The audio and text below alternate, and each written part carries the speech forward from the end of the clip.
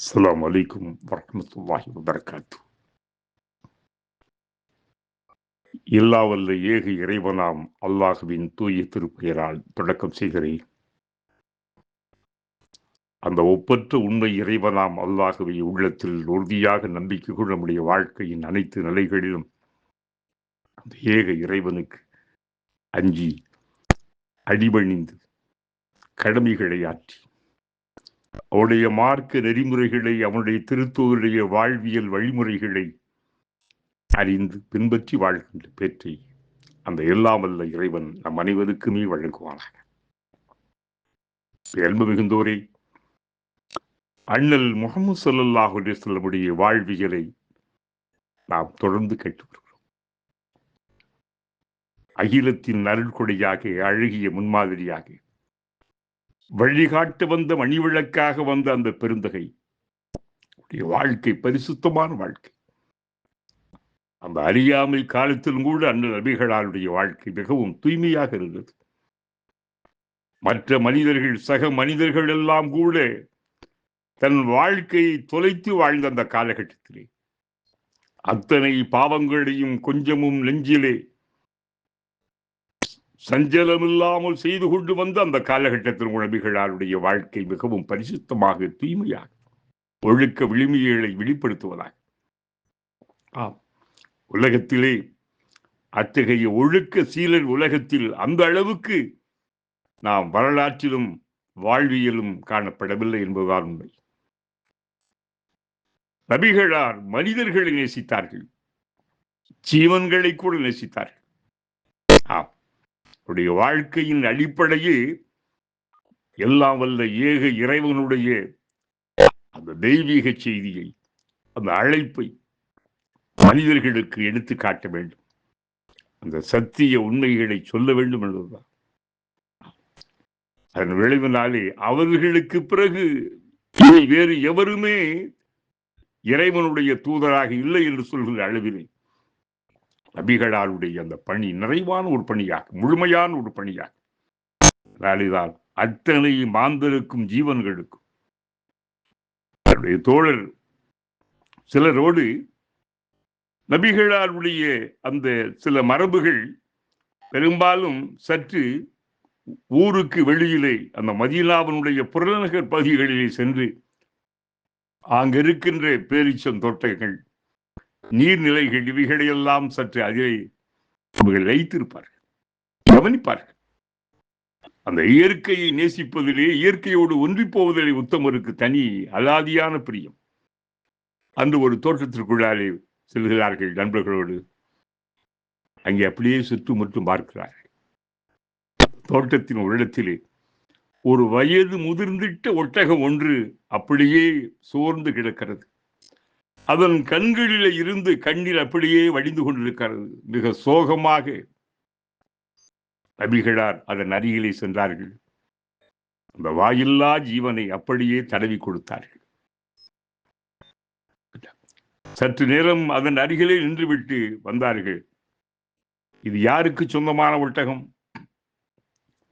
அல்லாஹ்வின் தூதரே, இது எமக்கு சொந்தமான ஒட்டகம். அப்படியா? ஒட்டகத்தை நீ பயன்படுத்துகிறாய், உன்னுடைய வேலைகளுக்கெல்லாம் நீ அவற்றை ஈடுபடுத்துகிறாய். சொல்லுகிறேன், ஒட்டகத்திற்கும் சில உரிமைகள் இருக்கிறது. நீ யாரிடத்திலே வேலை வாங்குகிறாயோ அவற்றுக்கு கூட நீ செய்ய வேண்டும்.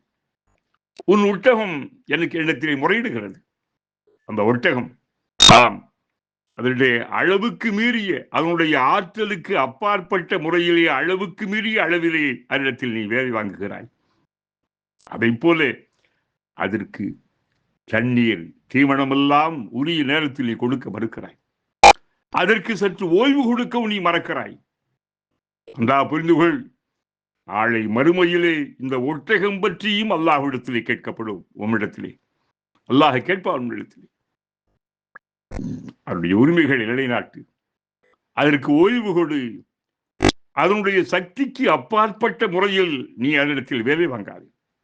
முறையாக அதற்கான தீவனங்கள், தண்ணீர் எல்லாம் நீ கொடுக்க வேண்டும் என்று நபிகளார் வற்புறுத்தி அந்த நோயுற்ற ஒட்டகத்தின் மீதும் அவர்கள் பரிவு காட்டினார்கள், பாசம் காட்டினார்கள். கவனித்து பார்க்க வேண்டும். அந்த உத்தமருடைய பேருள்ளம் எத்தகையது என்று பார்க்க வேண்டும். அவர்கள் ரஹமத்துல் ஆலமீன், அகிலங்களுக்கெல்லாம் ஒரு மிகப்பெரிய ஒரு அருட்கொடையாக வந்தார்கள் நபிகளா. காரணம், இந்த உலகத்தில் இருக்கின்ற ஒவ்வொரு ஜீவனும், ஒவ்வொரு செடியும் மரமும் கொடிகளும் கூட எல்லா வல்ல ஏக இறைவனுடைய படைப்புகள். அதனால எந்த ஒன்றையும் பாழ்படுத்தி விடக்கூடாது, பயனற்ற முறையில் அவற்றை விட்டுவிடக்கூடாது. இதுதான் நபிகளாருடைய பெரும். அதை போல நபிகளாருடைய அந்த கொள்கை வென்றதற்கு மிகப்பெரிய ஒரு அடிப்படை காரணம் இஸ்லாத்தினுடைய அடிப்படை சித்தாந்த கொள்கை சத்தியம். ஒவ்வொரு இயக்கத்திற்கும் மனிதனுக்கும் கொள்கை அவசியம். கொள்கை கொள்கையாக இருக்க வேண்டும், அது நேர்மையாகவும் சரியாகவும் இருக்க வேண்டும். கொள்கையை வடிவமைத்தவர் யார், அதை தீர்மானித்தவர் எவர் என்றும் பார்க்க வேண்டும். வெளிப்படையாக பார்க்கும்போது படிக்கும் போது எந்த ஒன்றையும் சரி என தீர்மானித்து விட முடியாது. அடித்து விழுந்து அடிமையாகிவிடக்கூடாது. ஒன்றை நீங்கள் விரும்புவீர்கள், அதில் உங்களுக்கு பாதகம் இருக்கலாம். ஒன்றை நீங்கள் வெறுப்பீர்கள், அதில் உங்களுக்கு பலன் இருக்கலாம். எதில் பாதகம் எதில் பலன் என்பதை நீங்கள் துல்லியமாக அறிய மாட்டீர்கள். அல்லாகவே அனைத்து அறிந்தவன் உணர்த்துகிறது திருக்குர்ஆன். நபிகளார் அவருடைய கொள்கை இறைவன் தந்த கொள்கை. ஈமான் என்ற ஓரிரு நம்பிக்கை கொள்கை எல்லா வல்ல இறைவனே வடிவமைத்தான். கலிமா என்று பெயரிட்டு இஸ்லாத்திற்கு அடிப்படையாக்கினார்.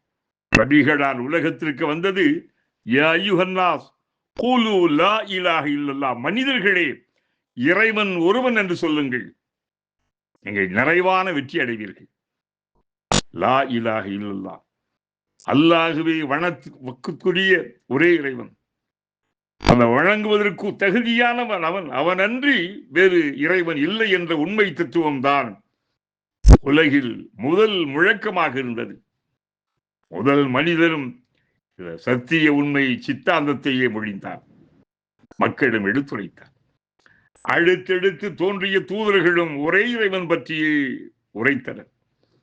இந்த ஓரிரை கோட்பாடு மனித தோற்றம் கண்ட ஆரம்ப காலத்திய 1000 ஆண்டுகள் நிலை வந்தன. இறை தூதர் நூஹுடைய காலம் வரை அலைஹிஸ்ஸலாம் இந்த சத்திய உண்மை வெளிச்சம். ஆம், மனிதர்கள் அனைவரும் ஒரே சமுதாயத்தினராக இருந்தனர். மனிதர்களே, உங்கள் இறைவன் அல்லாஹ் ஒரே இறைவனே என்று அறிவிக்கின்றது இறைமறை. ஒன்றே குலமும் ஒருவனே தேவன் என்பது சத்திய உண்மை. நம்முடைய அமுத தமிழிலே அடிப்படை ஒன்றுதான். எந்த காரணத்தாலும் மனிதர்கள் தங்களுக்கிடையில் பேதம் பாராட்டி பிரிந்து போவதற்கோ மதமாச்சரியம் கொண்டு ஒதுங்கி போவதற்கோ இடமில்லை.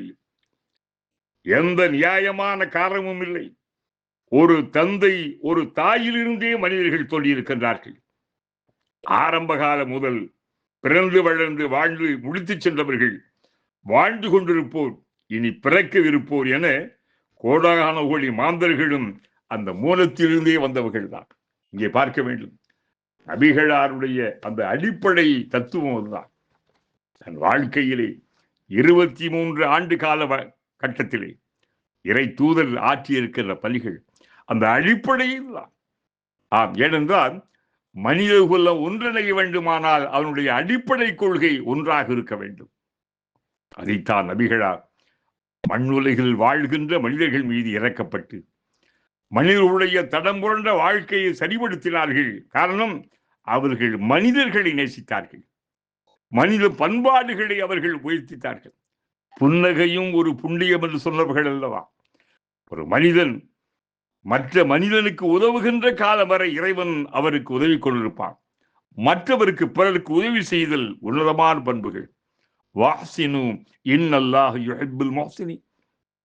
எப்போதுமே நீங்கள் மற்றவர்களுக்கு உபகாரம் செய்யுங்கள், உதவுங்கள். ஏனென்றால் உபகாரம் செய்கின்றவர்களை, பிறருக்கு உதவுகின்றவர்களை எல்லா வல்ல இறைவன் நேசிக்கின்றான்.